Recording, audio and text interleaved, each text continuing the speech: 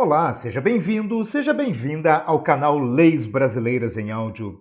Hoje eu farei a leitura integral da Lei nº 15.358, de 2026, a Lei Antifacção. Ao final desse vídeo, se ele for importante para você e você quiser me pagar um cafezinho como uma cortesia por este material, faça isso se tornando membro do canal. Vai lá e confere.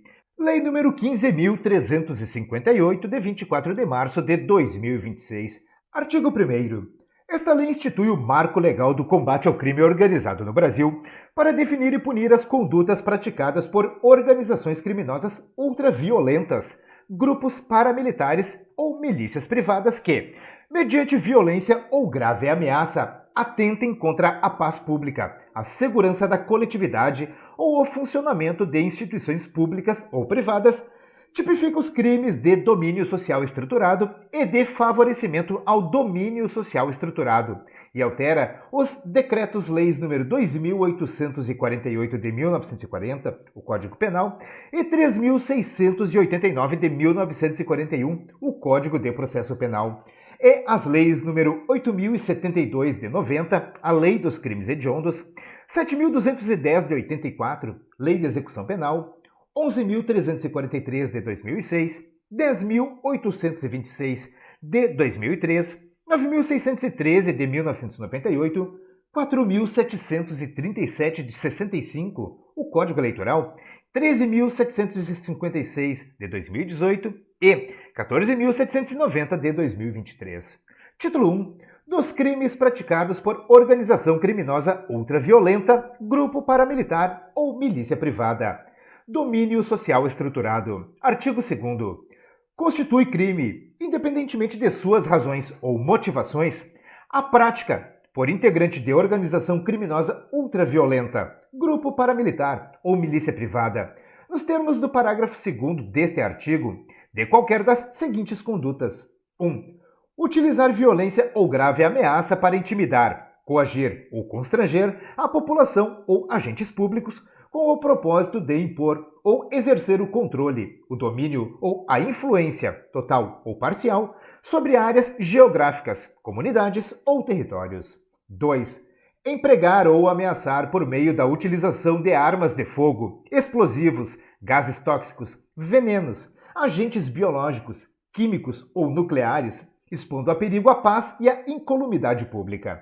3. Impedir, dificultar, obstruir ou criar embaraços à atuação das forças de segurança pública, à perseguição policial ou às operações de manutenção da ordem, mediante a colocação de barricadas, bloqueios, obstáculos físicos, incêndios, destruição de vias, uso de artefatos ou qualquer outro meio destinado a restringir o deslocamento, a visibilidade ou a ação policial. 4.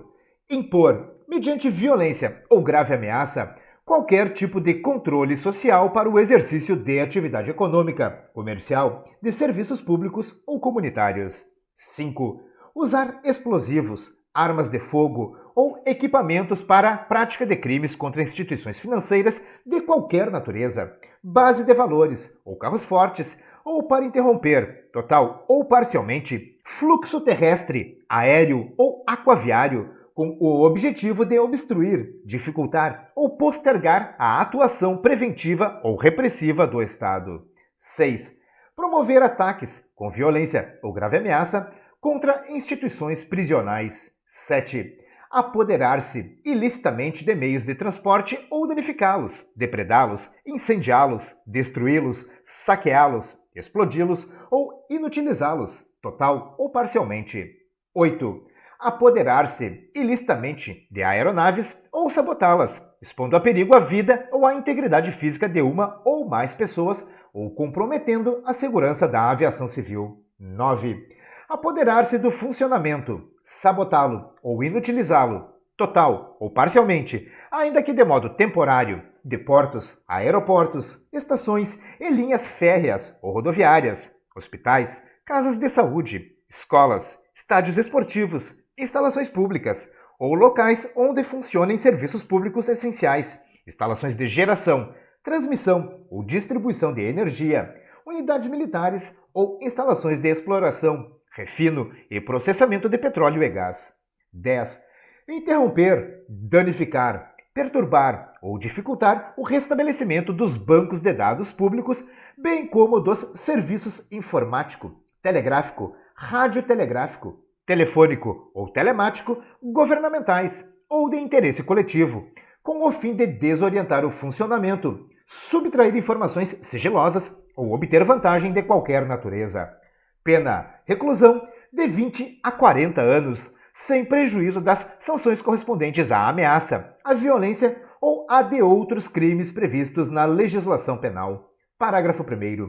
Aumenta-se a pena de 2/3 ao dobro se 1. O agente exercer comando ou liderança, individual ou coletiva, da organização criminosa ultraviolenta, grupo paramilitar ou milícia privada, mesmo que não tenha praticado pessoalmente os atos materiais de execução. 2.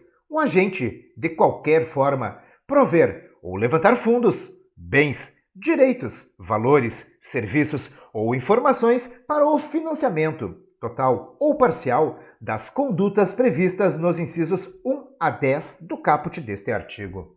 3.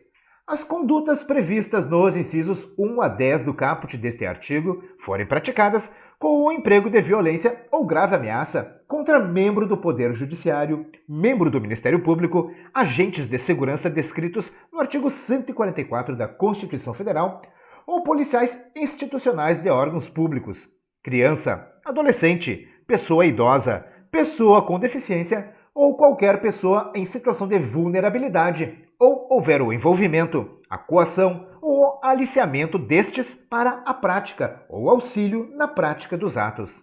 4. Houver conexão com outras organizações criminosas ultraviolentas. 5. Houver concurso de funcionário público, valendo-se a organização criminosa ultraviolenta dessa condição para a prática de infração penal. 6. Houver infiltração no setor público ou atuação direta ou indireta na administração de serviços públicos ou em contratos governamentais. 7. Houver emprego de arma de fogo de uso restrito ou proibido, explosivo ou artefato análogo que cause perigo comum. 8. O agente recrutar, atrair, convidar, induzir, coagir, permitir ou consentir que criança ou adolescente integre, auxilie, se associe, ainda que de forma eventual ou ocasional, ou execute atos previstos no caput deste artigo. 9. As circunstâncias do fato evidenciarem a existência de relações transnacionais, ou houver a destinação do produto ou proveito da infração penal, no todo ou em parte, ao exterior. 10. O crime for cometido com o fim de obter vantagem econômica com a extração ilegal de recursos minerais ou a exploração econômica não autorizada, sem prejuízo das sanções específicas previstas na legislação ambiental e penal, de florestas e demais formas de vegetação, de terras de domínio público ou devolutas, ou de áreas de preservação permanente e de unidades de conservação. 11. Houver emprego de drones, veículos aéreos não tripulados, sistemas de vigilância eletrônica sofisticados, equipamentos de contra-inteligência, tecnologias de interferência comunicacional, programas de criptografia avançada ou quaisquer recursos tecnológicos de natureza similar para monitoramento territorial, inteligência operacional, comunicações cifradas, dissimulação de identidade, georreferenciamento de operações repressivas ou qualquer outro meio destinado a facilitar, a coordenar ou a defender a prática dos atos descritos neste artigo. Parágrafo 2º. Para os fins desta lei, considera-se organização criminosa ultraviolenta, denominada facção criminosa, o agrupamento de 3 ou mais pessoas que emprega violência, grave ameaça ou coação para impor controle territorial ou social, intimidar populações ou autoridades, ou atacar serviços, infraestrutura ou equipamentos essenciais, ou que pratica atos destinados à execução dos crimes tipificados nesta lei. O parágrafo 3º foi vetado. Parágrafo 4º. Os crimes previstos neste artigo são insuscetíveis de 1. Anistia, graça e indulto. 2. Fiança. 3. Livramento condicional. Parágrafo 5º. Aquele que praticar atos preparatórios, com propósito inequívoco de consumar qualquer das condutas tipificadas neste artigo, estará sujeito à pena do crime consumado, reduzida de 1/3 até a metade. Parágrafo 6º. Fica vedada a concessão do benefício de auxílio-reclusão, prevista no artigo 80 da Lei 8.213 de 1991, aos dependentes do segurado que estiver preso cautelarmente ou cumprindo pena privativa da liberdade em regime fechado ou semiaberto, em razão do cometimento dos crimes previstos neste artigo. Parágrafo 7º. As pessoas condenadas ou cautelarmente custodiadas pela prática das condutas previstas neste artigo, sempre que houver indícios concretos de que exerçam liderança ou chefia, ou integrem núcleo de comando de organização criminosa ultraviolenta, grupo paramilitar ou milícia privada, cumprirão obrigatoriamente a pena ou a custódia em estabelecimento penal federal de segurança máxima nos termos da Lei 11.671 de 2008. Parágrafo 8º. Os homicídios cometidos por membros de organizações criminosas ultraviolentas, grupo paramilitar ou milícia privada, ou sua tentativa, quando conexos aos crimes a que se refere este artigo, serão julgados pelas varas criminais colegiadas a que se refere o artigo 1º-A da Lei 12.694 de 2012. Parágrafo 9º. A prática dos crimes previstos neste artigo é causa suficiente para decretação de prisão preventiva. Favorecimento ao domínio social estruturado. Artigo 3º. Constitui crime a prática das seguintes condutas. 1. Promover ou fundar organização criminosa ultraviolenta, grupo paramilitar ou milícia privada, ou a eles aderir, assim como apoiá-los de qualquer forma. 2. Distribuir ou tornar disponível ao público material que contenha mensagem com a intenção de incitar outrem a cometer ato previsto no artigo 2º desta lei. 3. Adquirir, importar, exportar, preparar, produzir, manter em depósito ou remeter material explosivo ou arma de fogo para a prática de ato previsto no artigo 2º desta lei. 4. Utilizar local ou bem de qualquer natureza de que tenha propriedade, posse, administração, guarda ou vigilância, ou consentir que outrem dele se utilize para cometer ato previsto no artigo 2º desta lei. 5. Fornecer informações em apoio à organização criminosa ultraviolenta, grupo paramilitar ou milícia privada que pratique ato previsto no artigo 2º desta lei. 6. Alegar falsamente pertencer à organização criminosa ultraviolenta, grupo paramilitar ou milícia privada que pratique ato previsto no artigo 2º desta lei, com o fim de obter qualquer tipo de vantagem ou de intimidar terceiros. Pena: reclusão de 12 a 20 anos e multa. Parágrafo único. Aplicam-se aos crimes previstos neste artigo as disposições previstas nos parágrafos 4º a 8º do artigo 2º desta lei. Artigo 4º. Os crimes previstos no caput e nos parágrafos 1º e 3º do artigo 2º e no artigo 3º desta lei são considerados hediondos para todos os fins jurídicos e legais, sobretudo os expressos no inciso 43 do caput do artigo 5º da Constituição Federal e na Lei nº 8.072 de 1990, a Lei dos Crimes Hediondos. Parágrafo único. As condutas tipificadas nesta lei, bem como a conduta prevista no artigo 288-A do Decreto-Lei nº 2.848 de 1940, o Código Penal, constituem formas especiais de organização criminosa, aplicando-se, no que couber, as disposições materiais da Lei 12.850 de 2013. Título 2. Das normas processuais e operacionais. Capítulo 1. Disposições gerais. Artigo 5º. Nos crimes previstos nesta lei, o inquérito policial será concluído no prazo de 90 dias, se o indiciado estiver preso, e de 270 dias quando estiver solto, prorrogável por igual período. Parágrafo 1º. No curso das investigações, o juiz decidirá as representações formuladas pelo delegado de polícia ou os requerimentos formulados pelo Ministério Público no prazo de 15 dias, contado da data de conclusão dos autos. Parágrafo 2º. Na hipótese de representação do delegado de polícia, o Ministério Público emitirá parecer no prazo de 5 dias, contado da data de recebimento dos autos. Parágrafo 3º. Na hipótese de urgência ou de risco de ineficácia da medida, o Ministério Público manifestar-se-á e o juiz decidirá no prazo simultâneo de 24 horas, facultado à parte manifestar-se posteriormente à decisão judicial. Parágrafo 4º. O descumprimento de quaisquer dos prazos previstos neste artigo não gera automaticamente o relaxamento da prisão ou a concessão de liberdade ao preso, devendo o juiz avaliar as circunstâncias do caso concreto. Parágrafo 5º. Aplicam-se as disposições deste artigo, no que couber, ao procedimento de investigação criminal do Ministério Público. Parágrafo 6º.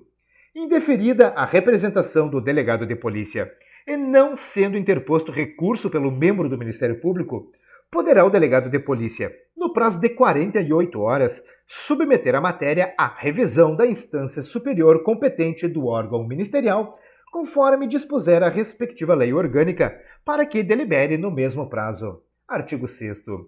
Os órgãos responsáveis pela investigação, persecução penal e inteligência, observados os âmbitos de suas competências e atribuições constitucionais, poderão atuar de forma conjunta e coordenada em força-tarefa integradas, constituídas para o planejamento e a execução de ações estratégicas de enfrentamento das organizações criminosas ultraviolentas, grupos paramilitares e milícias privadas.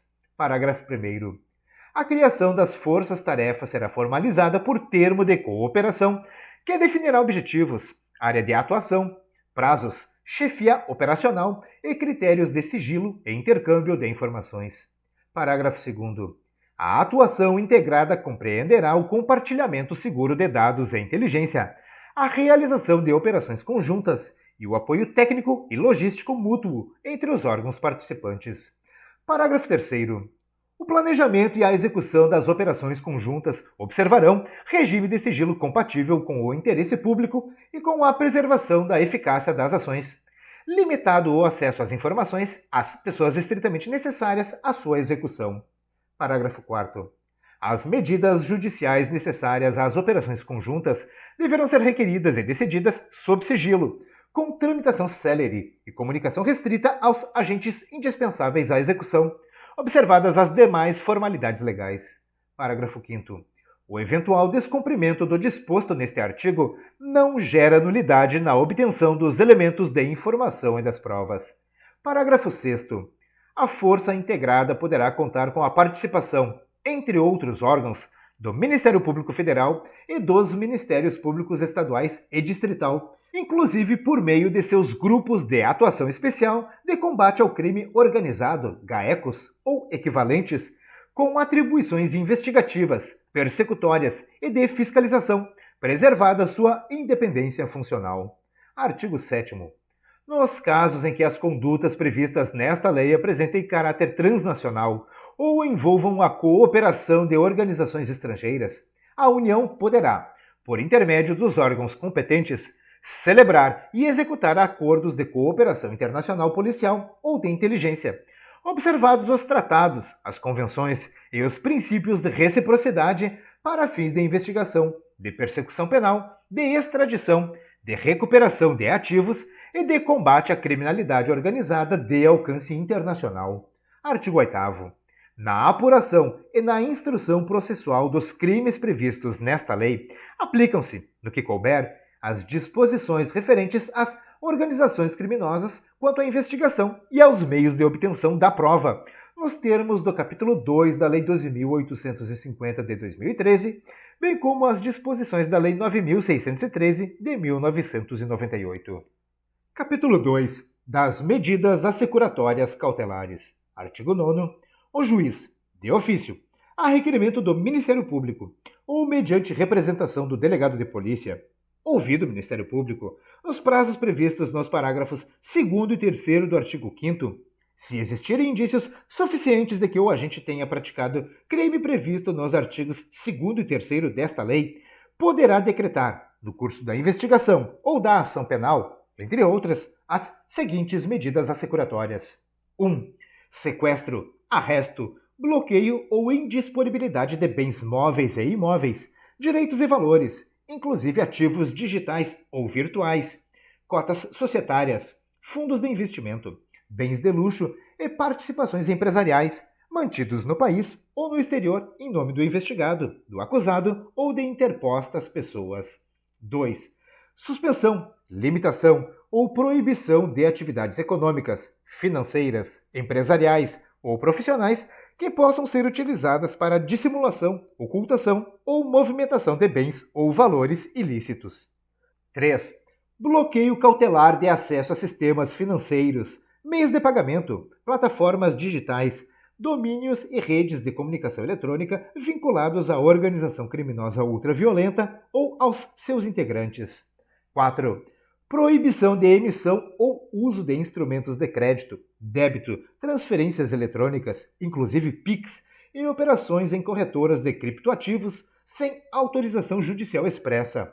5. Comunicação imediata e obrigatória ao Conselho de Controle de Atividades Financeiras, o COAF, ao Banco Central do Brasil, à Comissão de Valores Mobiliários, à Superintendência de Seguros Privados, SUSEP, e à Secretaria Especial da Receita Federal do Brasil para a adoção de medidas de bloqueio e monitoramento dentro de suas esferas de competência. 6. Suspensão temporária de fornecimento de serviços públicos e privados comprovadamente utilizados para a prática de crimes, tais como energia, telecomunicações, transporte e hospedagem digital, pelo prazo necessário à interrupção da atividade ilícita. 7. Afastamento cautelar do cargo, do emprego ou da função, pelo tempo que durar a investigação, sem prejuízo da remuneração, quando a medida se fizer necessária à investigação ou à instrução processual. 8. Proibição de saída do território nacional e apreensão imediata de passaporte quando houver risco de evasão. 9. Comunicação compulsória às juntas comerciais, aos cartórios de registro de imóveis e aos órgãos de trânsito para bloqueio de transferência de propriedade de bens. 10.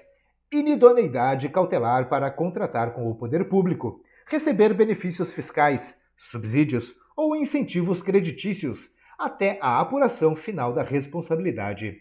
Parágrafo 1º. As medidas previstas neste artigo poderão ser decretadas sem prévia oitiva da parte, aplicando-se o contraditório diferido. Parágrafo 2º.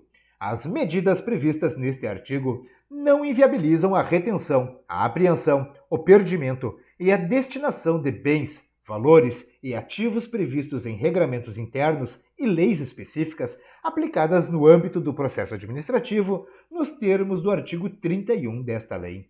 Parágrafo 3º.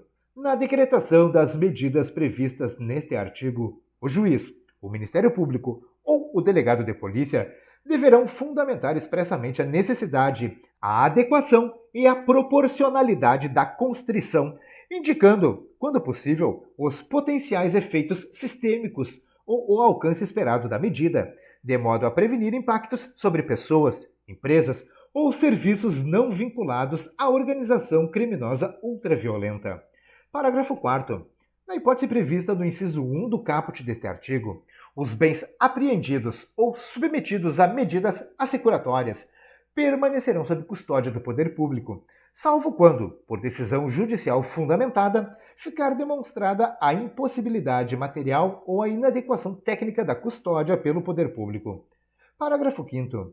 A nomeação do depositário será formalizada em termo próprio, com ciência expressa dos encargos e das responsabilidades legais assumidas, respondendo civil e criminalmente pela guarda, conservação e apresentação dos bens, vedada a nomeação do próprio investigado, de seus parentes ou de seus sócios e empregados, que somente será admitida mediante decisão fundamentada da autoridade competente, quando demonstrada a impossibilidade material ou a inadequação técnica da custódia pelo poder público. Parágrafo 6º. Decretada qualquer uma das medidas previstas neste artigo, o investigado ou acusado poderá, no prazo de 10 dias, contado da data da intimação, apresentar provas ou requerer a produção delas para comprovar a origem lícita do bem, direito ou valor apreendido. Parágrafo 7º. Comprovada a origem lícita do bem, direito ou valor, o juiz determinará a sua liberação, exceto quanto a armas de fogo, hipótese em que se observará a legislação específica. Parágrafo 8º. Nos crimes previstos nesta lei, se restar clara a origem ilícita do bem, direito ou valor, o juiz poderá decretar o seu perdimento extraordinário, independentemente de condenação penal. Parágrafo 9º. O disposto no parágrafo 8º deste artigo não se aplica ao lesado e ao terceiro interessado que, agindo de boa-fé, pelas circunstâncias ou pela natureza do negócio, por si ou por seu representante, não tinham condições de conhecer a procedência, a utilização ou a destinação ilícita do bem. Parágrafo 10. Em qualquer caso, o delegado de polícia poderá representar ou o Ministério Público poderá requerer ao juiz as medidas destinadas ao uso provisório ou, não havendo interesse na utilização, a alienação antecipada do bem até a decretação do perdimento. Parágrafo 11. Para fins de perdimento de bens, considera-se instrumento do crime qualquer bem que tenha sido utilizado para a prática delitiva, ainda que não tenha sido destinado exclusivamente a esse fim.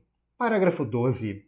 Na hipótese de absolvição do acusado, o valor custodiado será devolvido no prazo de até 3 dias úteis, acrescido de juros, na forma prevista no parágrafo 4º do artigo 39 da Lei 9.250 de 1995, desde que comprovada a sua origem lícita, e se não tiver sido o bem declarado perdido na forma do parágrafo 7º deste artigo. Parágrafo 13. O juiz deverá determinar o sigilo das decisões e das ordens de bloqueio até o seu efetivo cumprimento, sob pena de responsabilidade funcional. Parágrafo 14. O descumprimento das medidas previstas neste artigo por instituições financeiras, empresas de tecnologia ou agentes públicos implicará responsabilidade civil e administrativa sem prejuízo da apuração penal. Parágrafo 15. A aplicação das medidas patrimoniais previstas neste artigo e a destinação dos bens, direitos e valores objeto de perdimento serão submetidas à supervisão conjunta do Conselho Nacional de Justiça, o CNJ, e do Conselho Nacional do Ministério Público, o CNMP, os quais poderão requisitar informações, instaurar auditorias e adotar mecanismos de controle para garantir a integridade, a transparência e o correto emprego dos recursos recuperados. Artigo 10. No curso da investigação, se existirem indícios concretos de que uma pessoa jurídica esteja sendo beneficiada por organização criminosa ultraviolenta, grupo paramilitar ou milícia privada, o juiz determinará, mediante requerimento do Ministério Público ou representação do delegado de polícia, sem prejuízo da aplicação das demais medidas previstas nesta lei, o imediato afastamento dos sócios e a intervenção judicial em sua administração, como medidas assecuratórias de natureza cautelar. Parágrafo 1º. A intervenção judicial terá por finalidade interromper a atividade criminosa, preservar empregos e contratos de boa-fé e assegurar a destinação lícita dos bens e valores. Parágrafo 2º. A decretação da intervenção judicial acarretará o bloqueio imediato de qualquer operação financeira, societária ou de gestão de fundos ou ativos financeiros até a efetiva nomeação do interventor. Parágrafo 3º. O juiz nomeará interventor judicial com comprovada idoneidade, qualificação técnica e experiência em gestão ou compliance, que assumirá a administração da empresa pelo prazo de 6 meses, prorrogável por períodos iguais e sucessivos, caso subsistam as razões que determinaram a medida. Parágrafo 4º. Durante a intervenção judicial, o interventor poderá 1. Suspender contratos e operações suspeitas. 2. Rescindir vínculos com pessoas investigadas. 3. Realizar auditorias financeiras e contábeis. 4. Identificar, segregar e promover as medidas judiciais cabíveis para o perdimento de bens, direitos ou valores de origem ilícita. 5. Solicitar ao juízo que seja impedida ou autorizada a saída do território nacional ou a entrada ou permanência nele, conforme o caso, dos dirigentes, dos representantes ou dos associados da empresa. 6. Propor plano de saneamento ou liquidação judicial. 7. Destinar recursos líquidos à conta judicial vinculada sob fiscalização do juízo. Parágrafo 5º. Decretada a intervenção judicial, os contratos firmados com entes públicos poderão ser cautelarmente suspensos, mediante decisão judicial ou administrativa fundamentada que demonstre o interesse público da medida, sem prejuízo da aplicação de penalidades. Parágrafo 6º. A decisão de suspensão dos contratos poderá ser estendida a pessoas jurídicas controladas por terceiros, desde que comprovada sua utilização para a prática de infrações penais descritas no caput deste artigo. Parágrafo 7º. O interventor judicial deverá prestar contas trimestrais ao juízo e ao Ministério Público sobre a situação financeira e operacional da pessoa jurídica, respondendo civil, penal e administrativamente por atos ilícitos, de má-fé, negligência ou conluio, sujeitando-se à perda da remuneração e às penalidades previstas em lei. Parágrafo 8º. Nos casos em que a pessoa jurídica detiver valor econômico lícito ou possa ser saneada, o juiz poderá autorizar, a requerimento do interventor judicial, a venda antecipada das cotas, das ações ou dos demais ativos, destinando-se o produto da alienação, após a quitação dos passivos legítimos, 1. Ao Fundo de Segurança Pública do respectivo Estado ou do Distrito Federal, quando o delito estiver sendo investigado pelas autoridades locais. 2. Ao Fundo Nacional de Segurança Pública, quando o delito estiver sendo investigado pela Polícia Federal. 3.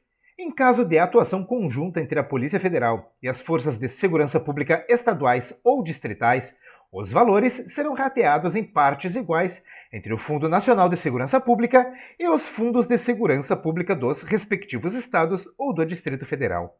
Parágrafo 9º. A pessoa jurídica fica cautelarmente impedida de celebrar contratos, participar de licitações com a administração pública ou receber incentivos fiscais e créditos de instituições oficiais, enquanto durar a intervenção judicial por indícios de ligação com organização criminosa ultraviolenta. Parágrafo 10. Concluída a intervenção judicial, o juiz decidirá, com base em relatório circunstanciado do interventor e em manifestação do Ministério Público, por uma das seguintes medidas. 1. Restituição da empresa aos sócios de boa-fé, caso comprovada a inexistência de dolo ou de participação na atividade criminosa. 2. Liquidação judicial da pessoa jurídica, com alienação de seus bens e ativos, quando comprovada a participação dolosa ou culposa grave, caso em que o produto da alienação será destinado a. Ao Fundo de Segurança Pública do respectivo Estado ou do Distrito Federal, quando o delito estiver sendo investigado pelas autoridades locais. B. Ao Fundo Nacional de Segurança Pública, quando o delito estiver sendo investigado pela Polícia Federal. C. Em caso de atuação conjunta entre a Polícia Federal e as Forças de Segurança Pública estaduais ou distritais, os valores serão rateados em partes iguais entre o Fundo Nacional de Segurança Pública e os fundos de segurança pública dos respectivos estados ou do Distrito Federal. 3. Decretação de perdimento total dos bens, direitos e valores, quando comprovado que o patrimônio da empresa é essencialmente oriundo da atividade ilícita. Parágrafo 11. As disposições desta lei relativas à destinação de bens, direitos e valores, inclusive de natureza virtual, não se aplicam às hipóteses que envolvam o tráfico ilícito de drogas, permanecendo tais ativos submetidos ao regime jurídico específico previsto em legislação própria, com recolhimento ao Fundo Federal responsável pela Política Nacional sobre Drogas. Capítulo 3. Das medidas definitivas. Artigo 11. Após o trânsito em julgado da sentença condenatória por crime previsto nos artigos 2º e 3º desta lei, se não tiver havido o perdimento extraordinário dos bens, valores ou ativos, o juiz, de ofício ou a requerimento do Ministério Público, determinará as medidas patrimoniais e restritivas destinadas à desarticulação financeira definitiva da organização criminosa ultraviolenta, grupo paramilitar ou milícia privada, incluídos 1. A conversão automática das medidas cautelares de bloqueio, sequestro ou arresto em perda definitiva de bens, direitos e valores, ainda que em nome de terceiros, quando comprovada sua origem ou destinação ilícita. 2. O confisco ampliado de bens incompatíveis com a renda declarada do condenado nos 5 anos anteriores ao fato criminoso, salvo prova cabal de origem lícita. 3. A dissolução compulsória da pessoa jurídica, com baixa em todos os registros públicos e a responsabilidade solidária dos administradores e dos sócios que concorrerem, direta ou indiretamente, para a prática dos crimes. 4. A liquidação judicial definitiva dos bens, direitos e participações societárias sob supervisão de administrador nomeado pelo juízo, com destinação dos recursos a. Ao Fundo de Segurança Pública do respectivo Estado ou do Distrito Federal, quando o delito estiver sendo investigado pelas autoridades locais. B. Ao Fundo Nacional de Segurança Pública, quando o delito estiver sendo investigado pela Polícia Federal. C. Em caso de atuação conjunta entre a Polícia Federal e as Forças de Segurança Pública estaduais ou distritais, os valores serão rateados em partes iguais entre o Fundo Nacional de Segurança Pública e os fundos de segurança pública dos respectivos estados ou do Distrito Federal. 5. A afetação imediata dos bens móveis e imóveis apreendidos ao uso de órgãos de segurança pública, de persecução penal, de execução penal e de combate à lavagem de dinheiro até sua alienação definitiva. 6. A proibição definitiva de contratar com o poder público, participar de licitações ou receber benefícios fiscais ou creditícios e integrar órgãos de administração ou controle de empresas públicas ou de sociedades de economia mista, ainda que por intermédio de pessoa jurídica da qual seja sócio, pelo prazo mínimo de 12 a 15 anos, contado do trânsito em julgado. 7. O cancelamento de autorizações, de registros ou de licenças emitidos por órgãos públicos ou entidades reguladoras. 8. A responsabilidade solidária e sucessória dos sócios, dos administradores, dos herdeiros e de interpostas pessoas que tenham se beneficiado, direta ou indiretamente, dos bens e valores de origem ilícita, até o limite do proveito obtido. 9. A comunicação automática e obrigatória ao COAF, ao Banco Central do Brasil, à Comissão de Valores Mobiliários, à Secretaria Especial da Receita Federal do Brasil e às juntas comerciais para bloqueio de novos registros empresariais, alterações societárias e movimentações patrimoniais em nome do condenado. 10. A comunicação automática e obrigatória aos cartórios de imóveis para registro da propriedade em favor do ente federativo beneficiado. 11. A publicação resumida das sentenças condenatórias e das decisões de perdimento em Cadastro Público Eletrônico Nacional, de acesso livre, para fins de prevenção e controle social, mantidos pelo Ministério da Justiça e Segurança Pública. Parágrafo 1º. Os bens e valores perdidos poderão ser utilizados provisoriamente pelos órgãos de segurança pública para reaparelhamento policial, capacitação e operações especiais, mediante autorização do juiz da execução. Parágrafo 2º. Compete à União, caso a investigação seja da Polícia Federal, ao Governo do Estado ou do Distrito Federal, onde estiver sendo investigado o delito, diretamente ou por meio de seus órgãos e entidades, a alienação de bens, direitos e valores declarados perdidos, ou a doação, destruição ou inutilização dos bens de baixo valor econômico, considerados os custos de armazenamento e de destinação. Parágrafo 3º.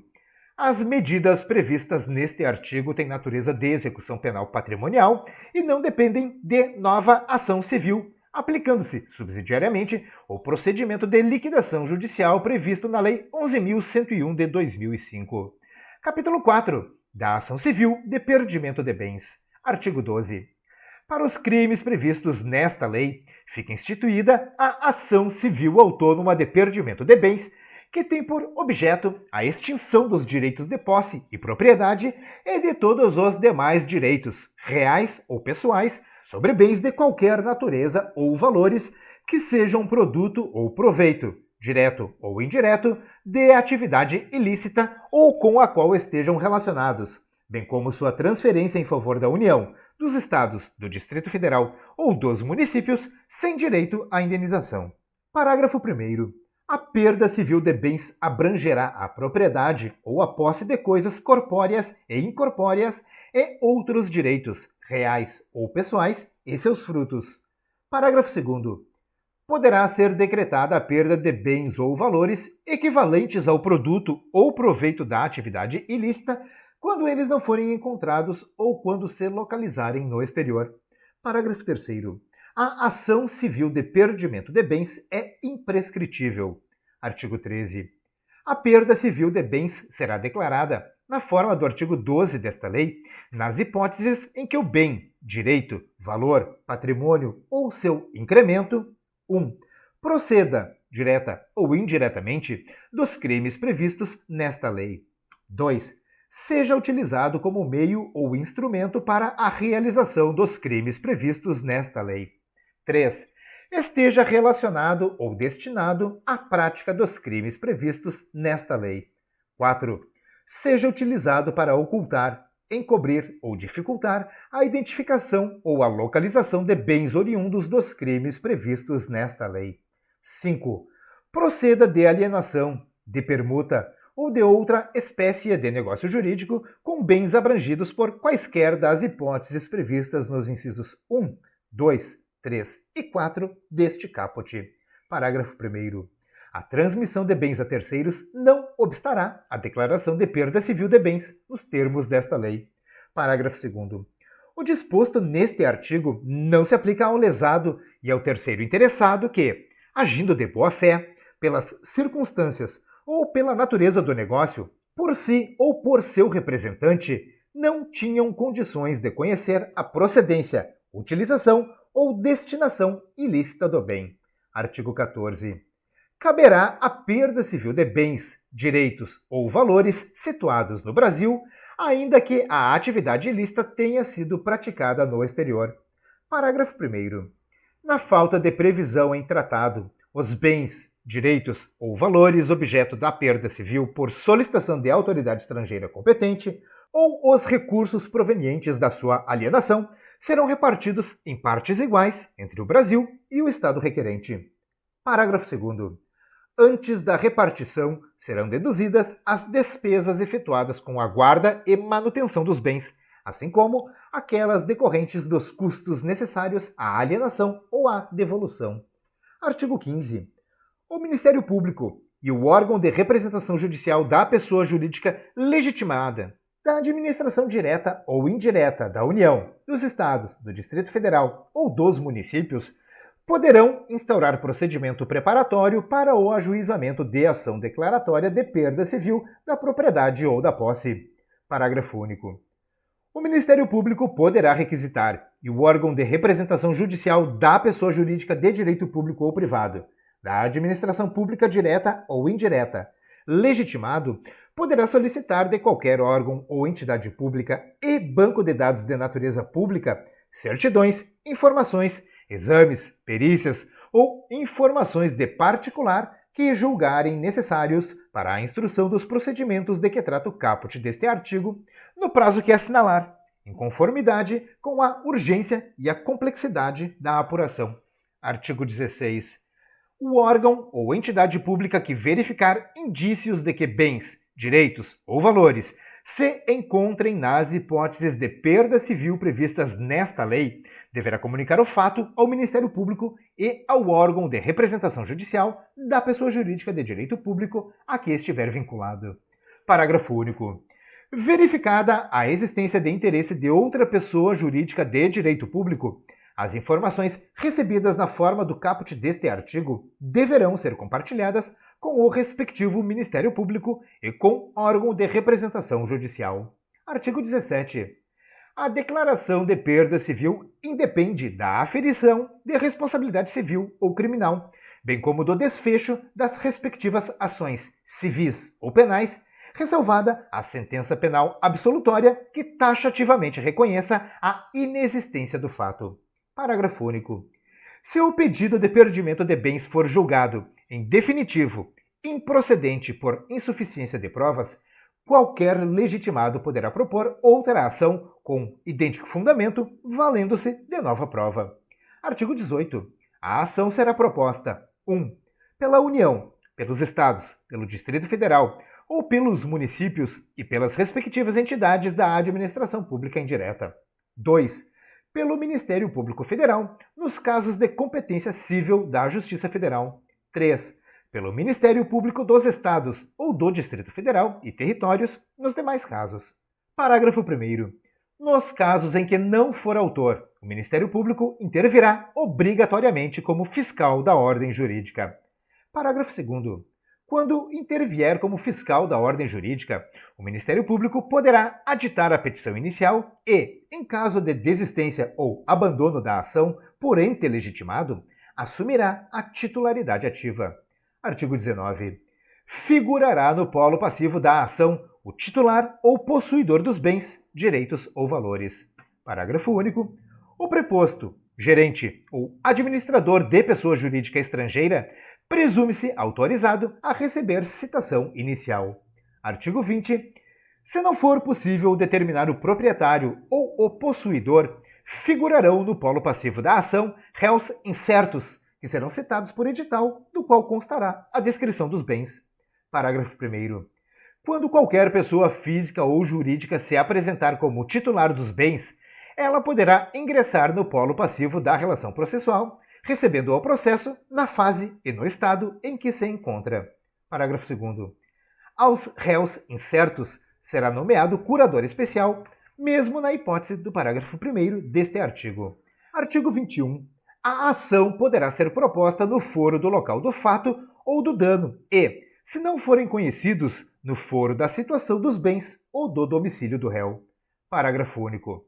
A propositura da ação prevenirá a competência do juízo para todas as ações de perda civil de bens posteriormente intentadas que possuam a mesma causa de pedir ou o mesmo objeto. Artigo 22. A ação de que trata esta lei comportará, a qualquer tempo, a concessão de quaisquer medidas de urgência que se mostrem necessárias para garantir a eficácia do provimento final, mesmo que ainda não tenha sido identificado o titular dos bens. Parágrafo 1º. As medidas de urgência, concedidas em caráter preparatório, perderão a sua eficácia se a ação de conhecimento não for proposta no prazo de 365 dias, contado da sua efetivação, prorrogável por igual período, desde que reconhecida a necessidade em decisão fundamentada pelo juiz da causa. Parágrafo 2º. Sem prejuízo da manutenção da eficácia das medidas de urgência, enquanto presentes os seus pressupostos, eventuais pedidos de liberação serão examinados caso a caso, podendo o juiz determinar a prática dos atos necessários à conservação de bens, direitos ou valores. Parágrafo 3º. Realizada a constrição do bem, o juiz imediatamente deliberará a respeito da alienação antecipada ou sobre a nomeação de administrador. Parágrafo 4º. Uma vez efetivada a constrição do bem, o processo judicial terá prioridade de tramitação. Artigo 23. O juiz, quando necessário, após ouvir o Ministério Público, nomeará pessoa física ou jurídica qualificada para a administração dos bens, direitos ou valores sujeitos a medidas de urgência, mediante termo de compromisso. Artigo 24. A pessoa responsável pela administração dos bens. 1.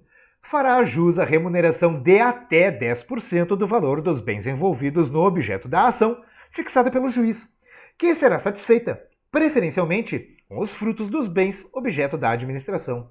2. Prestará contas da gestão dos bens periodicamente, em prazo a ser fixado pelo juiz, quando for destituída da administração, quando encerrado o processo de conhecimento e sempre que o juiz assim o determinar. 3. Realizará todos os atos inerentes à manutenção dos bens, inclusive a contratação de seguro quando necessária, vedada a prática de qualquer ato de alienação de domínio. 4. Poderá ceder onerosamente a utilização dos bens para terceiros, exigindo-se contratação de seguro por parte do cessionário, se assim determinar o juiz em razão da natureza do bem ou das circunstâncias relativas ao seu uso. Artigo 25. Julgado procedente o pedido, o juiz determinará as medidas necessárias à transferência definitiva dos bens, direitos ou valores. Parágrafo único. Se o pedido for julgado improcedente por insuficiência de provas, qualquer legitimado poderá propor nova ação com idêntico fundamento, desde que instruída com nova prova. Artigo 26. Na ação civil de perdimento de bens, não haverá adiantamento de custas, emolumentos, honorários periciais e quaisquer outras despesas, nem a condenação do autor, salvo a hipótese de comprovada má-fé, em honorários de advogado, custas e despesas processuais. Parágrafo 1º. Se for necessária perícia, ela será realizada preferencialmente por peritos integrantes dos quadros da administração pública direta e indireta. Parágrafo 2º. Nos casos de realização de perícia a requerimento do autor ou de ofício, se for imprescindível a nomeação de perito não integrante da administração pública, as despesas para a sua efetivação serão adiantadas pela União, pelo Estado, pelo Distrito Federal ou pelo município interessado na ação prevista nesta lei, conforme o caso. Parágrafo 3º. As despesas com a perícia e os honorários do perito, não integrante da administração pública, serão pagos ao final pelo réu, caso vencido, ou pela União, pelo Estado, pelo Distrito Federal ou pelo município, conforme o caso. Artigo 27. Em caso de procedência definitiva do pedido, os recursos auferidos com a declaração de perda civil de bens e as multas previstas nesta lei serão incorporados ao domínio da União, dos Estados, do Distrito Federal ou dos municípios, conforme o caso. Parágrafo único. Na hipótese de improcedência do pedido, os valores a que se refere o caput deste artigo, corrigidos monetariamente, serão restituídos ao seu titular. Artigo 28. O terceiro que, não sendo réu na ação penal correlata, espontaneamente prestar informações ou fornecer provas efetivamente relevantes para o esclarecimento das questões de fato relativas ao mérito da ação de que trata esta lei e colaborar, ainda de modo eficaz, para a localização dos bens, fará jus à retribuição de até 5% do produto obtido com a liquidação dos bens. Parágrafo único. A retribuição pecuniária ao terceiro colaborador será, de modo fundamentado, fixada na sentença. Capítulo 5. Do Banco Nacional e dos bancos estaduais de dados de organizações criminosas ultraviolentas, grupos paramilitares ou milícias privadas. Artigo 29. Fica instituído, para os fins desta lei, o Banco Nacional de Dados de Organizações Criminosas Ultraviolentas, grupos paramilitares ou milícias privadas, a ser regulamentado por ato do Poder Executivo Federal no prazo de até 180 dias, contado da publicação desta lei. Parágrafo 1º. O Banco Nacional de Dados de Organizações Criminosas Ultraviolentas, grupos paramilitares ou milícias privadas, tem por finalidade identificar, registrar e manter base de dados unificada sobre pessoas físicas e jurídicas integrantes, colaboradoras ou financiadoras de organizações criminosas, grupos paramilitares ou milícias privadas, bem como suas ramificações estruturais, operacionais e financeiras. Parágrafo 2º. É obrigatória a criação, no mesmo prazo definido no caput deste artigo, pelos Estados e pelo Distrito Federal, de bancos estaduais de dados de organizações criminosas ultraviolentas, grupos paramilitares ou milícias privadas, que deverão 1. Funcionar de forma interoperável com o Banco Nacional de Dados de Organizações Criminosas Ultraviolentas, grupos paramilitares ou milícias privadas, e com os demais bancos estaduais, de forma a permitir o intercâmbio direto de informações. 2. Alimentar e atualizar, em tempo real, as informações locais relativas às pessoas, aos grupos e às entidades vinculadas a organizações criminosas ultraviolentas sob sua jurisdição. Parágrafo 3º. A interoperabilidade prevista no inciso 1 do parágrafo 2º deste artigo será implementada, preferencialmente, por meio dos sistemas de inteligência das Forças de Segurança Pública, observados as diretrizes e os protocolos do Sistema Brasileiro de Inteligência, SISBIN, e do Sistema Único de Segurança Pública, SUSP, ou de outro modelo técnico de rede segura definido em regulamento. Parágrafo 4º. A inclusão ou a remoção de cadastro observará critérios objetivos fixados de forma colegiada entre a União e o ente federativo interessado, que levará em consideração, entre outros aspectos, a atualidade e a relevância de antecedentes policiais e criminais, de autodeclaração, de coautoria delitiva, de convívio prisional e de vínculos políticos e financeiros. Parágrafo 5º.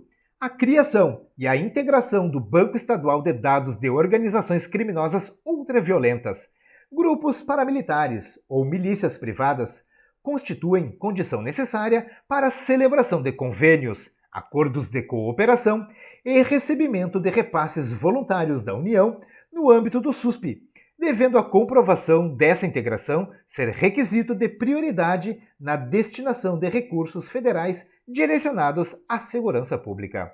Parágrafo 6º. A inclusão do nome do Cadastro de Pessoas Físicas, do Cadastro Nacional da Pessoa Jurídica, CNPJ, ou de outro identificador oficial de pessoa física ou jurídica no Banco Nacional de Dados de Organizações Criminosas Ultraviolentas, grupos paramilitares ou milícias privadas, ou em qualquer banco estadual, devidamente formalizada nos termos do regulamento, presumirá o vínculo da pessoa à respectiva organização criminosa ultraviolenta, grupo paramilitar ou milícia privada, para todos os fins administrativos, operacionais e de cooperação institucional, inclusive compartilhamento de dados, restrições cadastrais e medidas preventivas de segurança pública. Título 3. Disposições finais. Artigo 30.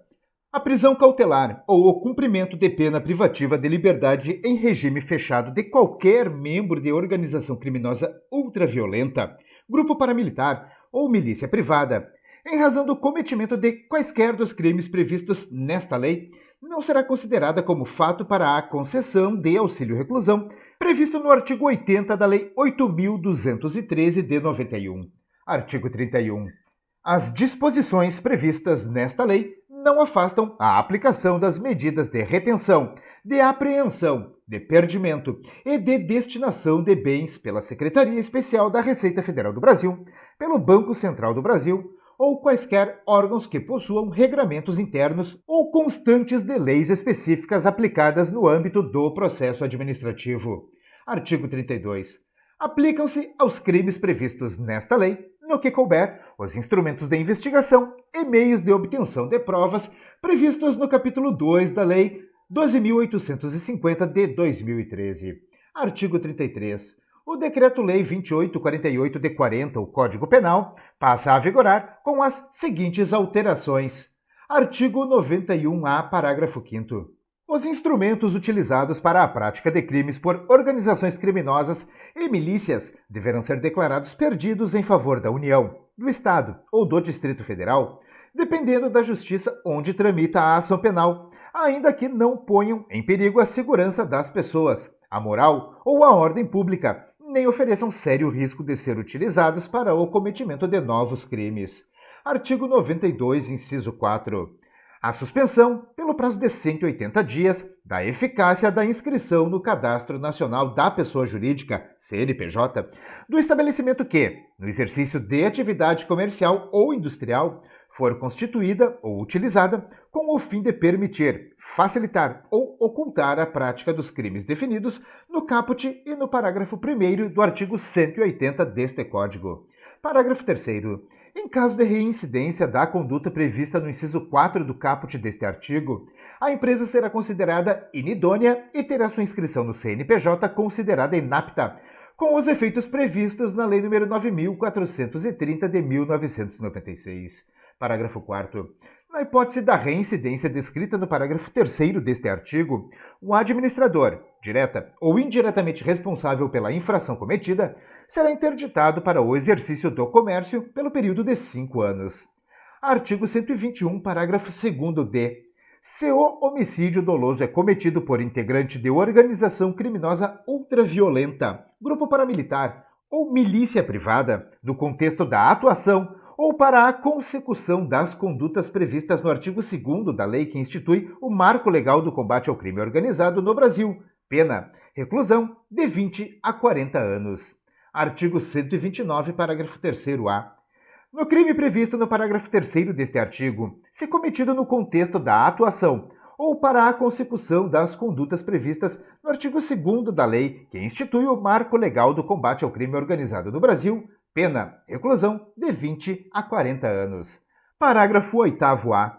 Com exceção do disposto do parágrafo 3º-A deste artigo, aumenta-se a pena em 2/3 se a lesão é praticada por integrante de organização criminosa ultraviolenta, grupo paramilitar ou milícia privada, no contexto da atuação ou para a consecução das condutas previstas no artigo 2º da lei que institui o Marco Legal do Combate ao Crime Organizado no Brasil. Artigo 147-C. Ameaçar alguém, por palavra, escrito ou gesto, ou qualquer outro meio simbólico, de causar-lhe mal injusto e grave, no contexto da atuação ou para a consecução das condutas previstas no artigo 2º da lei que institui o Marco Legal do Combate ao Crime Organizado no Brasil. Pena, reclusão de 1 a 3 anos. Artigo 148, parágrafo 3º. Ser cometido por integrante de organização criminosa ultraviolenta, grupo paramilitar ou milícia privada, no contexto da atuação ou para a consecução das condutas previstas no artigo 2º da lei que institui o Marco Legal do Combate ao Crime Organizado no Brasil. Pena, reclusão de 12 a 20 anos.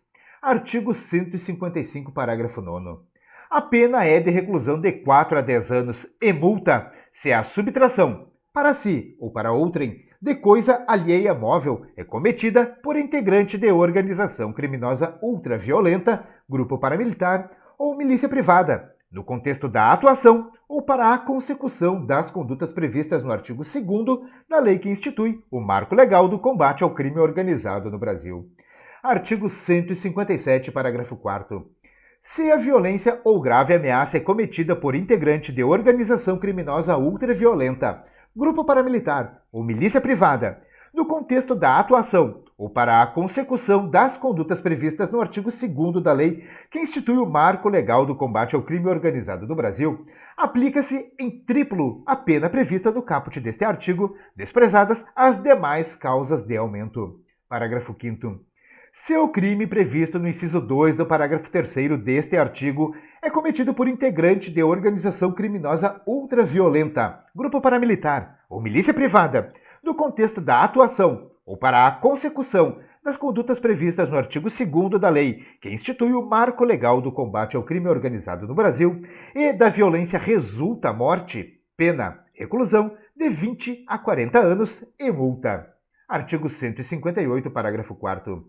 Se os crimes previstos neste artigo são cometidos por integrantes de organização criminosa, grupo paramilitar ou milícia privada, no contexto da atuação ou para a consecução das condutas previstas, aplica-se em triplo a respectiva pena.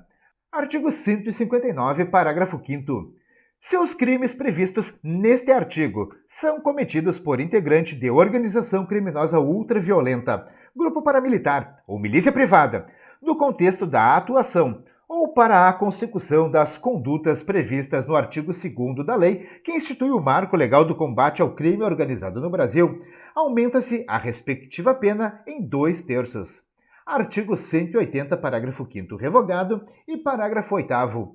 Se os crimes previstos neste artigo são cometidos por integrante de organização criminosa ultraviolenta, grupo paramilitar ou milícia privada, no contexto da atuação ou para a consecução das condutas previstas no artigo 2º da lei que institui o Marco Legal do Combate ao Crime Organizado no Brasil, aumenta-se a respectiva pena em 2/3. Artigo 34.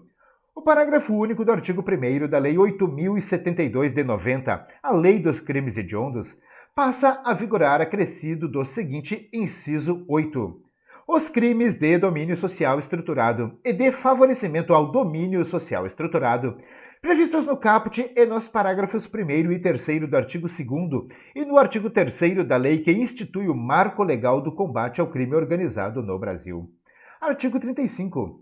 A Lei 7.210 de 84, a Lei de Execução Penal, passa a vigorar com as seguintes alterações. Artigo 41-A. Os encontros realizados no parlatório ou por meio virtual entre presos provisórios ou condenados vinculados a organizações criminosas ultraviolentas, grupos paramilitares ou milícias privadas e os seus visitantes poderão ser monitorados por meio de captação audiovisual e gravação. Parágrafo 1º.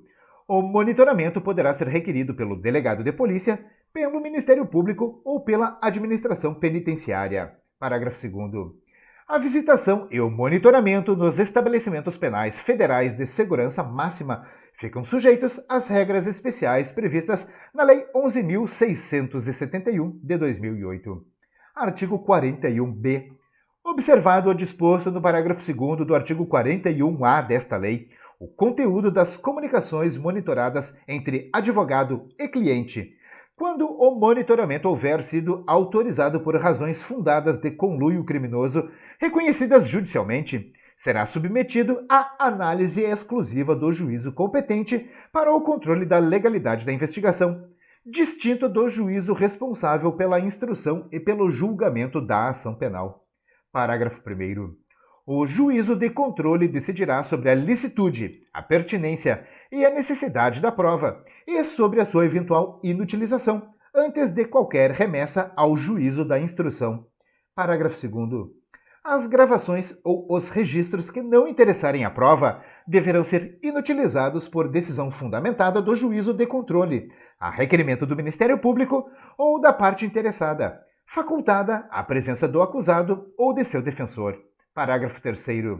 O conteúdo das comunicações indeferidas ou declaradas ilícitas não poderá ser acessado, direta ou indiretamente, pelo juízo da instrução criminal. Artigo 52, parágrafo 6º. A visita de que trata o inciso 3 do caput deste artigo será gravada em sistema de áudio ou de áudio e vídeo com autorização judicial e acompanhada por policial penal. Artigo 86, parágrafo 3º. Caberá ao juiz competente, no prazo de 24 horas, a requerimento da administração penitenciária, definir o estabelecimento prisional adequado para abrigar o preso provisório ou condenado, em atenção ao regime e aos requisitos estabelecidos. Parágrafo 5º. Na hipótese de risco iminente e grave à segurança, à vida ou à integridade física de detento, de servidor ou de terceiros, como nos casos de motim, rebelião ou outras situações de grave perturbação da ordem no estabelecimento prisional, a administração penitenciária poderá promover, em caráter excepcional, a transferência de presos para outros estabelecimentos prisionais e deverá comunicá-la imediatamente ao juiz competente, que decidirá, no prazo de 24 horas, sobre os respectivos destinos. Artigo 112, inciso 5. 70% da pena, se o apenado for condenado pela prática de crime hediondo ou equiparado, se for primário. Inciso 6. 75% da pena, se o apenado for b. Condenado por exercer o comando individual ou coletivo de organização criminosa ultraviolenta, estruturada para a prática de crime hediondo ou equiparado, vedado o livramento condicional. d. Condenado pela prática de feminicídio, se for primário, vedado o livramento condicional. Inciso 6A revogado. Inciso 7. 80% da pena, se o apenado for reincidente na prática de crime hediondo ou equiparado. Inciso 8. 85% da pena, se o apenado for reincidente em crime hediondo ou equiparado, com resultado ou morte, vedado o livramento condicional. Artigo 36. A Lei 11.343 de 2006 passa a vigorar, acrescida do seguinte artigo 40A. As penas previstas nos artigos 33 a 37 desta lei serão aplicadas em dobro se o crime tiver sido praticado por integrante de organização criminosa ultraviolenta, grupo paramilitar ou milícia privada, no contexto da atuação ou para a consecução das condutas previstas no artigo 2º da lei que institui o marco legal do combate ao crime organizado no Brasil. Parágrafo único. Aplica-se a pena do concurso material prevista no artigo 69 do Decreto-Lei 2848 de 40, o Código Penal, se o crime tiver sido praticado com o emprego de arma de fogo, independentemente de o seu uso estar diretamente ligado ao comércio ilícito de entorpecentes ou de o artefato ter sido utilizado para assegurar o sucesso da mercancia. Artigo 37. A Lei 10.826 de 2003 passa a vigorar, acrescida do seguinte artigo 21A. Nos crimes previstos nos artigos 12, 14 e 16 desta lei, a pena é aumentada de 2/3, se o crime for praticado em concurso com crime previsto na Lei 11.343 de 2006, estiver diretamente ligado ao comércio ilícito de entorpecentes ou o artefato tiver sido utilizado para assegurar o sucesso da mercancia. Artigo 38. O Decreto-Lei 3.689 de 41, o Código de Processo Penal, passa a vigorar com as seguintes alterações. Artigo 3º-B, parágrafo 1º.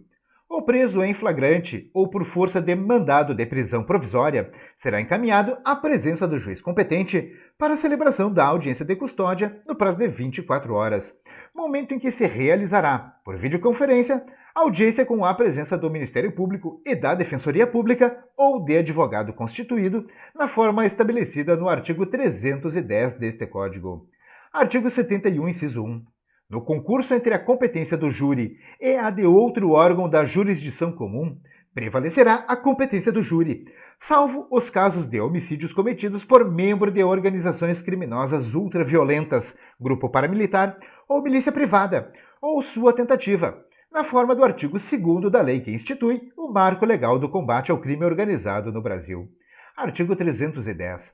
Após receber o auto de prisão em flagrante, no prazo máximo de 24 horas após a realização da prisão, o juiz deverá promover, por meio de videoconferência em tempo real, audiência de custódia com a presença do acusado, seu advogado constituído ou membro da Defensoria Pública e o membro do Ministério Público. E, nessa audiência, o juiz deverá, fundamentadamente, parágrafo 7º, antes do início da audiência de custódia, deverá a serventia judicial conferir os processos criminais a que responde o acusado e, constatada a pendência de citação em qualquer deles, informar ao juiz, que certificará a ocorrência e procederá à citação pessoal do acusado, comunicando de imediato o juízo competente.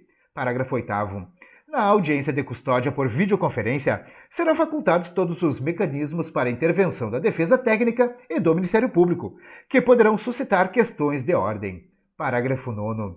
Será garantido o direito de entrevista prévia, reservada e inviolável entre o preso e o seu defensor, presencialmente, por videoconferência ou por qualquer outro meio de comunicação. Parágrafo 10. Deverá ser assegurada privacidade ao preso na sala em que se realizar a videoconferência, devendo permanecer sozinho durante a realização de sua oitiva, ressalvada a possibilidade de presença física de seu defensor no ambiente. Parágrafo 11. No caso de qualquer falha no sistema de comunicações, cuja causa seja atribuível ao tribunal, por questões internas ou decorrente dos provedores de serviço que o tribunal tenha contratado, é obrigatória a repetição completa da audiência, sem convalescer qualquer ato incompleto. Parágrafo 12. Todos os estabelecimentos prisionais terão salas próprias, com disponibilização de mecanismos de videoconferência estáveis para a realização das audiências de custódia. Parágrafo 13. Em situações excepcionais decorrentes de força maior, poderá a audiência de custódia ser realizada presencialmente, mediante decisão justificada do juiz competente, vedada a hipótese se o ato se revelar demasiadamente custoso ou trouxer excessivo risco à segurança social ou à segurança física do detido. Artigo 313, inciso 5. Se o crime for cometido por integrante de organização criminosa ultraviolenta, grupo paramilitar ou milícia privada, no contexto da atuação ou para a consecução das condutas previstas no artigo 2º da lei que institui o Marco Legal do Combate ao Crime Organizado no Brasil. Artigo 584, parágrafo 4º.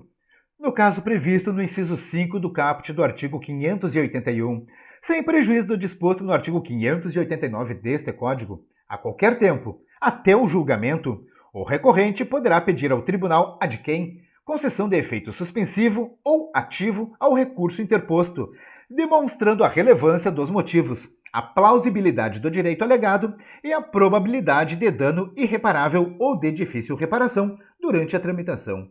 Artigo 39. A Lei 9.613, de 3 de março de 98, passa a vigorar com as seguintes alterações. Artigo 4º-A, parágrafo 4º, inciso 1. Nos processos de competência da Justiça Federal. 2. Nos processos de competência da Justiça dos Estados e da Justiça do Distrito Federal. B.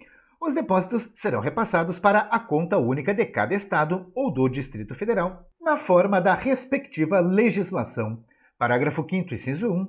Em caso de sentença condenatória, nos processos de competência da Justiça Federal, incorporado definitivamente ao patrimônio da União, e, nos processos de competência da Justiça Estadual e da Justiça do Distrito Federal, incorporado ao patrimônio do respectivo ente federativo. Parágrafo 10. Sobrevindo o trânsito em julgado de sentença penal condenatória, o juiz decretará, conforme o caso, em favor da União, do Estado ou do Distrito Federal. Artigo 7º, inciso 1.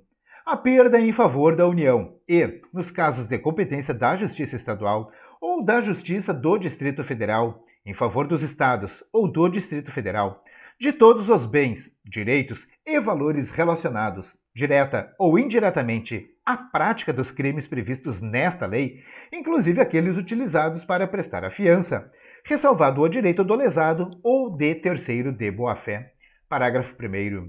A União, os Estados e o Distrito Federal, no âmbito de suas competências, regulamentarão a forma de destinação dos bens, direitos e valores cuja perda houver sido declarada, assegurada, quanto aos processos de competência da Justiça Federal, a sua utilização pelos órgãos federais encarregados da prevenção, do combate, da ação penal e do julgamento dos crimes previstos nesta lei, e, quanto aos processos de competência da Justiça Estadual e do Distrito Federal, a preferência dos órgãos locais com idêntica função.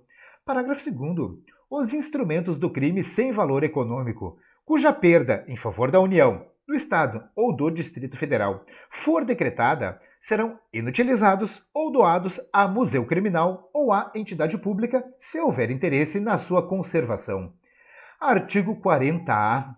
A Lei 4.737 de 65, o Código Eleitoral, passa a vigorar com as seguintes alterações.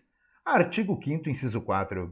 As pessoas recolhidas a estabelecimento prisional, enquanto perdurar a privação de liberdade, ainda que sem condenação definitiva. Artigo 71, inciso 6. A prisão provisória, em quaisquer de suas modalidades. Artigo 41. A Lei 13.756 de 2018 passa a vigorar com as seguintes alterações. Artigo 2º. O Fundo Nacional de Segurança Pública, Fundo Especial de Natureza Contábil, instituído pela Lei 10.201 de 2001, tem por objetivo garantir recursos para apoiar projetos, atividades e ações 1. Nas áreas de segurança pública e de prevenção à violência. 2. De enfrentamento do crime organizado, inclusive por meio do fortalecimento da atuação integrada dos órgãos de segurança pública, de perícia, de fiscalização e de persecução penal, nos termos dos incisos 13 a 15 do caput do artigo 5º desta lei. 3. De expansão, modernização e qualificação do sistema prisional, inclusive quanto à segregação de lideranças de organizações criminosas, nos termos dos incisos 13 a 15 do caput do artigo 5º desta lei. Parágrafo 1º. A gestão do FNSP caberá ao Ministério da Justiça e Segurança Pública. Parágrafo 2º. As ações apoiadas com recursos do FNSP observarão as diretrizes do Plano Nacional de Segurança Pública e Defesa Social e os planos nacionais ou setoriais que versem sobre o sistema prisional e o combate ao crime organizado.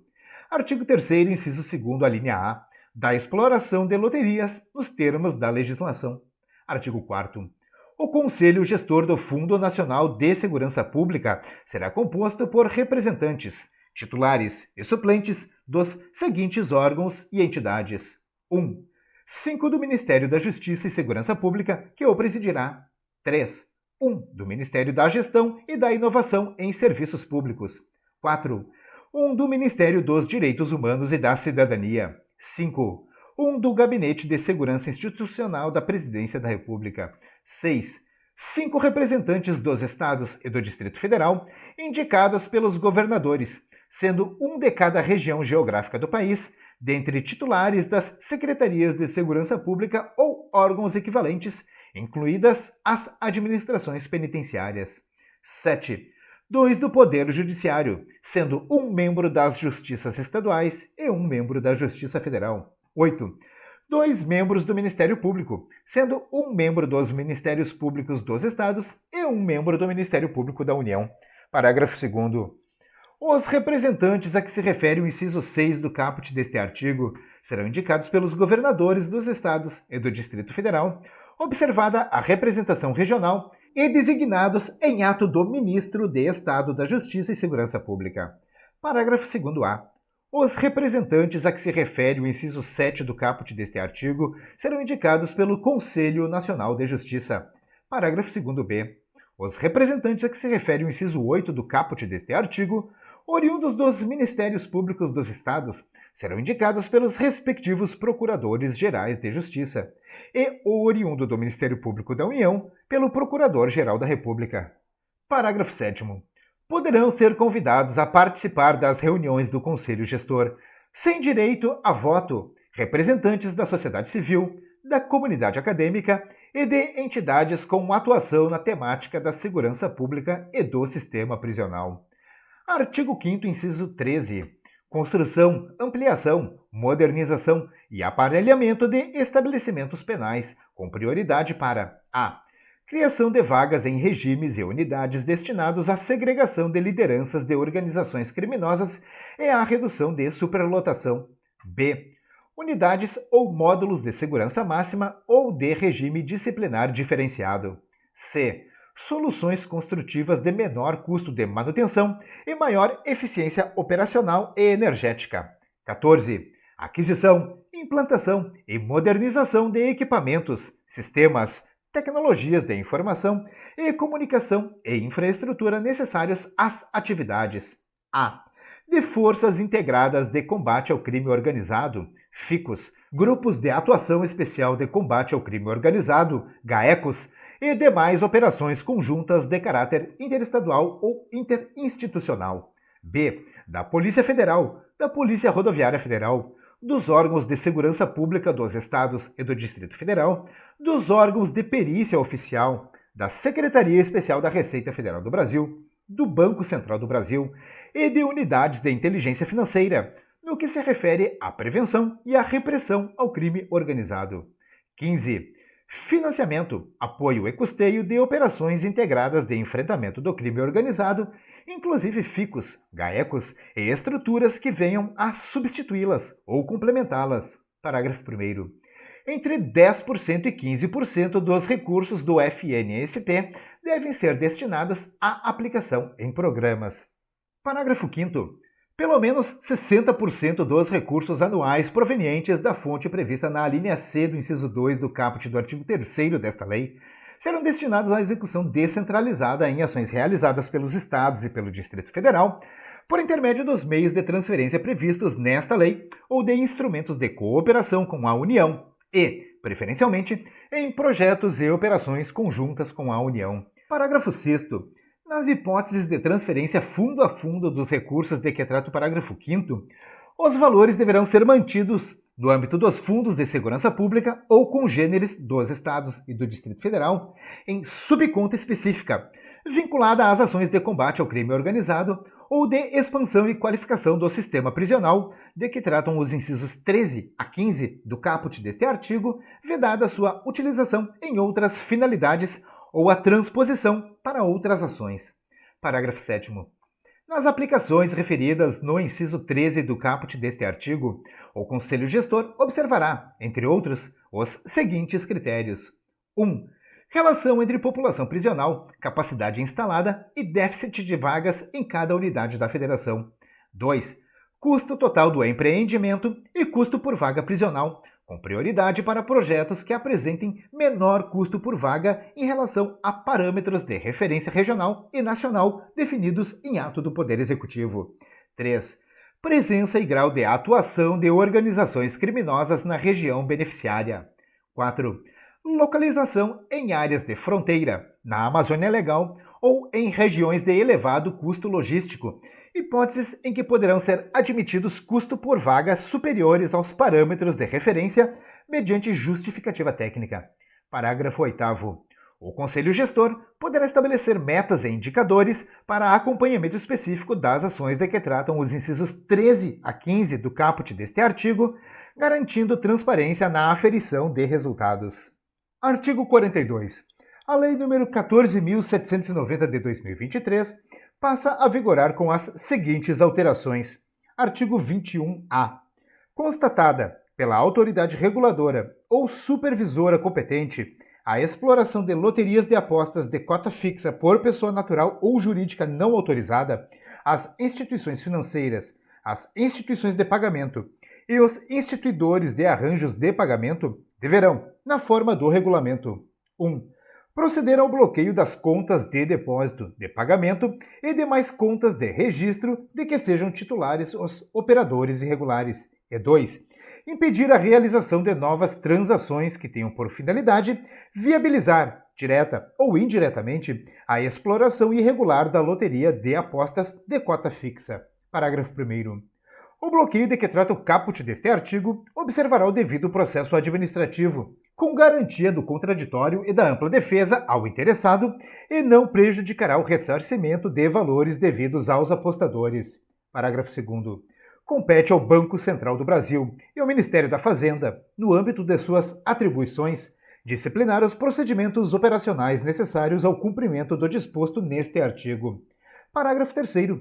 Os valores mantidos nas contas bloqueadas na forma deste artigo, que venham a ser declarados perdidos em favor da União, inclusive a título de tributos, multas e demais penalidades aplicadas em decorrência da exploração irregular de loteria de apostas de cota fixa, terão destinação vinculada ao Fundo Nacional de Segurança Pública, FNSP, nos termos da Lei nº 13.756 de 2018. Artigo 24A. As instituições de pagamento e as instituições financeiras deverão integrar-se, nos termos da regulamentação vigente, aos sistemas interoperáveis de compartilhamento de informações sobre indícios de fraudes eletrônicas, com o objetivo de 1. Comunicar indícios de atuação de pessoas naturais ou jurídicas como operadoras de apostas não autorizadas. 2. Consultar as informações compartilhadas para prevenir, detectar ou reagir a tentativas de realização de transações com operadores ilegais. 3. Aplicar medidas compatíveis de prevenção e resposta, conforme o grau de risco identificado, inclusive bloqueio, recusa ou análise reforçada. Parágrafo 1º. A comunicação e o tratamento das informações devem observar os requisitos técnicos e jurídicos previstos em ato conjunto do Banco Central do Brasil e da Comissão de Valores Mobiliários. Parágrafo 2º. A Secretaria de Prêmios e Apostas do Ministério da Fazenda deverá receber as informações sobre indícios de fraudes eletrônicas de que trata o caput e poderá manter base referencial pública e atualizada de operadores não autorizados, para fins de alimentação e cruzamento com os sistemas de prevenção a fraudes utilizados pelas instituições. Parágrafo 3º.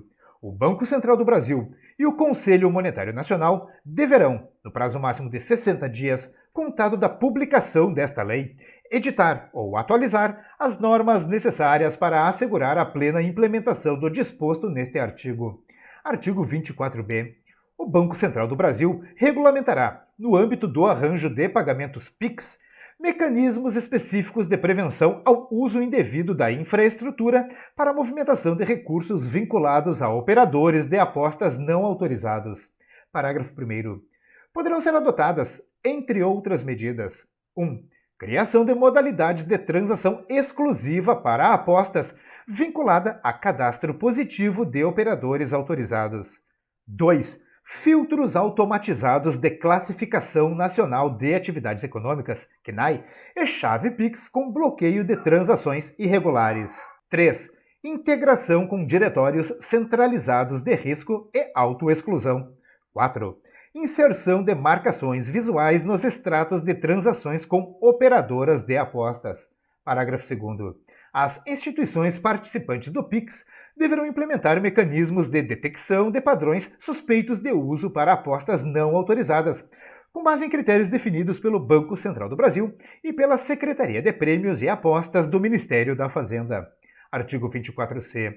As instituições de pagamento e as instituições financeiras devem adotar procedimentos de diligência reforçados com vistas à prevenção de operações de pagamento com agentes não autorizados. Artigo 39, inciso 9. Descumprir o disposto nos artigos 21, 24A, 24B e 24C e em suas respectivas regulações. 10. Manter, renovar ou celebrar relação contratual, comercial ou operacional, direta ou indireta, com pessoa física ou jurídica que explore loteria de apostas de cota fixa sem autorização válida, após ciência inequívoca da irregularidade, inclusive por meio de notificação oficial, decisão administrativa ou publicação em meios oficiais. 11.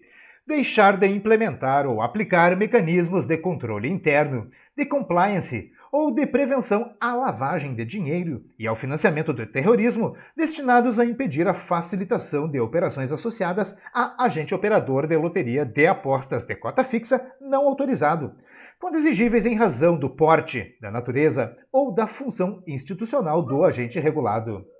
12. Veicular, promover, impulsionar ou monetizar conteúdos publicitários, patrocínios, campanhas ou outras ações de comunicação, inclusive por meio de plataformas digitais, redes sociais, produtores de conteúdo, influenciadores ou empresas de publicidade ou marketing que estejam associados a agente operador de loteria de apostas de cota fixa não autorizado, desde que haja ciência inequívoca da irregularidade. Parágrafo 1º.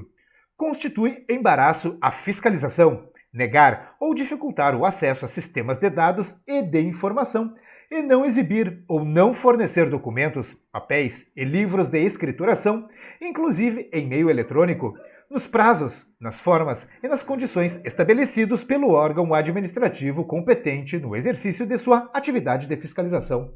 Parágrafo 2º. A caracterização da ciência inequívoca referida nos incisos 10 e 12 do caput deste artigo poderá ocorrer por notificação formal, decisão administrativa anterior, publicação oficial ou por elementos que evidenciem a notoriedade da condição irregular do agente promovido. Artigo 40, inciso 3. Realizem, direta ou indiretamente, qualquer forma de publicidade ou propaganda em meios de comunicação, físicos ou virtuais, de agente que exerça, sem a devida autorização, atividades relacionadas a apostas de cota fixa. O artigo 43 foi vetado. O artigo 44, esta lei, entra em vigor na data de sua publicação. Brasília, 24 de março de 2026.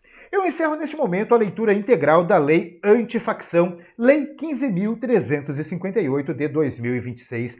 Eu espero mesmo que esse vídeo possa lhe ajudar de qualquer maneira. Se você gostou, curta e compartilhe à vontade. Deixe aqui nos comentários as suas críticas e também elogios e sugestões para os próximos vídeos do canal. Se quiser me pagar aquele cafezinho, faça isso agora mesmo. Torne-se membro do canal. Vai lá e confere.